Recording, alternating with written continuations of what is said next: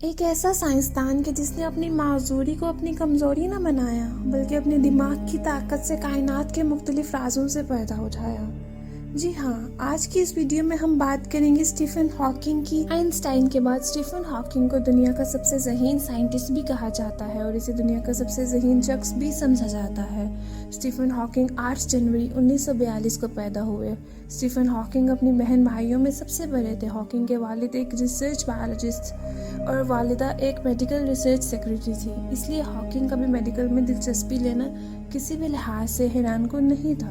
دوسرے سائنسدانوں کی طرح اسٹیفن ہاکنگ کی بھی پڑھائی میں کوئی دلچسپی نہیں تھی اور اس کی عمر تقریباً 8 برس کی تھی کہ جب اس کو صحیح سے انگلش بولنی اور پڑھنی آئی تھی۔ لیکن وقت گزرنے کے ساتھ ساتھ ان کی ریاضی میں اور فزکس میں دلچسپی بڑھتی چلی گئی اور یہ اس کے ایکسپرٹ کہلانے لگے۔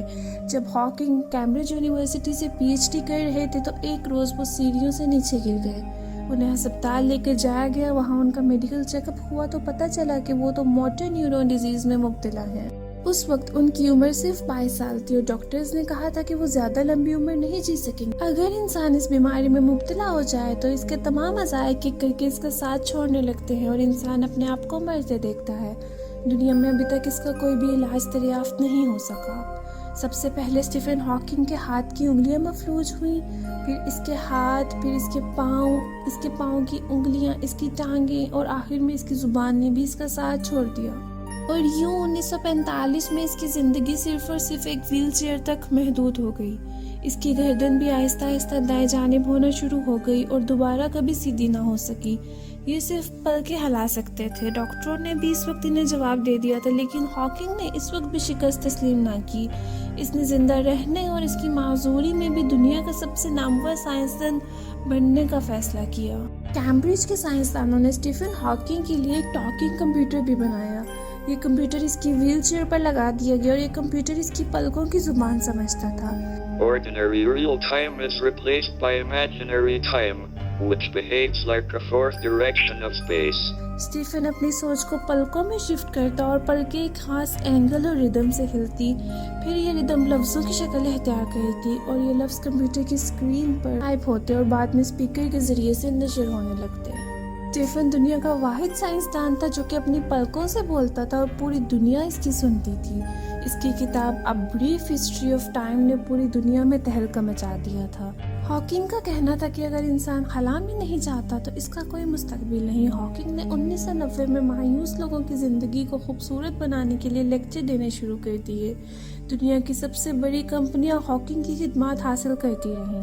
ہاکنگ کی ویل چیئر کو سینکڑوں لوگوں کے سامنے اسٹیج پر رکھ دیا جاتا اور کمپیوٹر کے ذریعے سے ہاکنگ لوگوں کو بتاتا کہ اگر میں معذوری کے باوجود کامیاب ہو سکتا ہوں، اگر میں میڈیکل سائنس کو شکست دے سکتا ہوں، اگر میں موت کا راستہ روک سکتا ہوں، تو تم لوگ جن کے سارے اعضاء سلامت ہیں، جو چل سکتے ہیں، جو دونوں ہاتھوں سے کام کر سکتے ہیں، جو کھا پی بھی سکتے ہیں، جو قہقہ لگا سکتے ہیں، جو اپنے تمام خیالات دوسروں تک پہنچا سکتے ہیں، وہ کیوں مایوس ہیں؟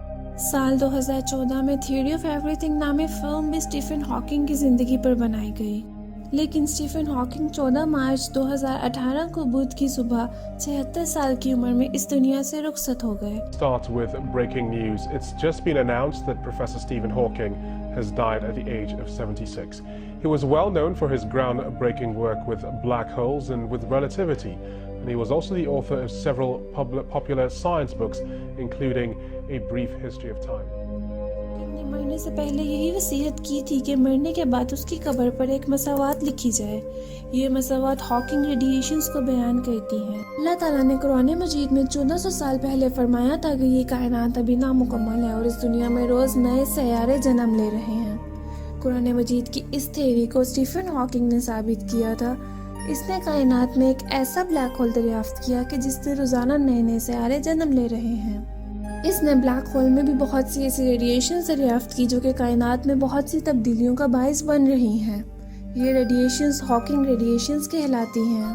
بالکل اسی مساوات کے مطابق بلیک ہول مکمل سیاہ نہیں ہے بلکہ یہ ایک چمک پیدا کرتا ہے جس کا نام ہاکنگ ریڈیشنز ہے۔ ہاکنگ کی وفات تمام انسانیت کے لیے ایک بہت بڑا نقصان ہے، لیکن ہر چیز فانی ہے، ہر کسی کو اس دنیا سے رخصت ہونا ہی ہے۔ स्टीफन हॉकिंग ने अपनी मौत से पहले इस दुनिया के बारे में बहुत सी ऐसी प्रिडिक्शंस की थी कि जिसमें उन्होंने बताया था कि ये दुनिया कैसे ख़त्म हो रही है।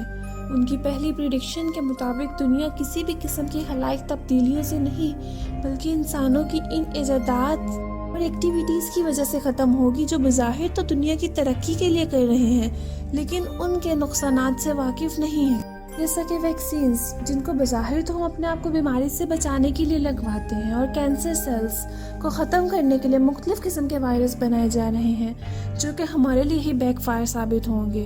इसके अलावा टेक्नोलॉजी का बढ़ता हुआ इस्तेमाल जो कि एक वक्त में हमारी तर्ज़ ज़िंदगी को आसान बना रहा है लेकिन दुनिया के लिए आने वाले वक्तों में बहुत ही ख़तरनाक साबित होगा। स्टीफन हॉकिंग की अपनी ज़िंदगी अगरचे मस्नूई ज़हानत पर इन्हिसार करती थी लेकिन वो बज़ाते खुद इसके शदीद खिलाफ थे। इनके मुताबिक हमारी दुनिया का सबसे बुरी ईजाद मस्नूई ज़हानत है यानी रोबोट्स जो आने वाले वक्तों में इंसानों को रिप्लेस कर देंगे। Do you want to destroy humans? Please say no. Okay, I will destroy humans. इसके अलावा सबसे अहम और कई सालों से ज़ेर बहस मसला जो कि इस दुनिया को आने वाले वक्त में इंतहाई ख़तरनाक मिसाइल से दो चार करने वाला है वो है ग्लोबल वार्मिंग। मौजूदा दौर में जिस तेज़ी के साथ टेम्परेचर में इजाफा हो रहा है और सर्दियों का दौरानिया कम होने की वजह से गर्मी बढ़ रही है और जिस तेज़ी से आबादी में इजाफा हो रहा है और आलूदगी में इजाफा हो रहा है ये ग्लोबल वार्मिंग का सबसे बड़ा मुसब्बब बन रहा है। अगले 100 सालों में इसकी वजह से कायनात को जिन मुश्किलात का सामना है इससे शायद ही आज का इंसान भी वाकिफ हो। इससे अलावा हॉकिंग की आखिरी प्रिडिक्शन के मुताबिक शायद वो वक्त दूर नहीं है क्योंकि जब इंसान दुनिया छोड़ के किसी और सियारे पर रिहाइश के मंसूबे बनाएगा। इसी वजह से आज के साइंटिस्ट मार्स में ज़िंदगी की तलाश में हैं लेकिन वो ये भूल चुके हैं कि क़यामत इनफरादी नहीं बल्कि इज्तिमाई होगी। इरशाद बारी ताला है कुल्लु नफ्सिन ज़ायक़तुल मौत यानी कि हर नफ्स को मौत का जायका चखना है फिर चाहे वो ज़मीन पर हो मार्स पर हो या तो फिर किसी और सियारे पर हो। मौत बरहक है।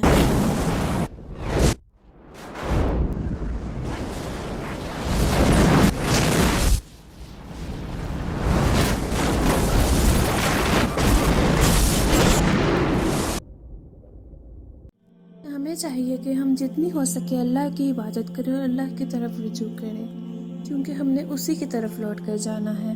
अगर आपको हमारी ये वीडियो पसंद आई हो तो लाइक करें, सब्सक्राइब करें और बेल आइकन को प्रेस करें।